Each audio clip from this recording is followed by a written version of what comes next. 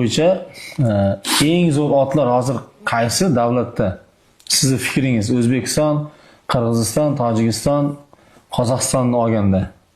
Şeyden yetiştirib chiqayotgan otmi yo kelib şey chopayotgan otmi? Kelib chopayotgan ham va zo'r otlar qayerda hozir? Qaysi davlatda? Eng zo'r ot eng zo'r uloq uchun men aytaman. Uloq uchun aytaman. Lekin har kim o'zi men uloqdan boshqa narsa baliqchi emasman. Chopmayman, minmayman. Birinchi o'rinda Qirg'iziston turadi. Qirg'izistonning Jallovod oblasti. Boshqa oblastini ham otiga shammayman. Lekin Qozog'iston ham mana shu Jallovoddan nechta sim taniyman olib ketirgan. Shundan ko'paytirib olgan Qozog'iston ham. Endi Qozog'istonning o'zining oti ham zo'r. Zo'r. Faqatgina ko'pini Qirg'izistondan olib ketirmoqda.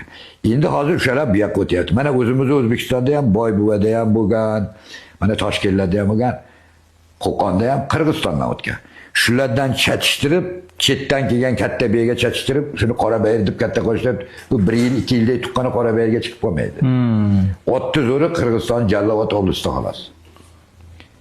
Qozog'istonga ham ko'p ketgan, O'zbekistonni ham qancha man degan chopayotgan o'sha otlari Jallovodda oti. Hozirgi kunda masalan chopib turgan, qayerdan kelganidan qat'iy nazar O'zbekistonda qanday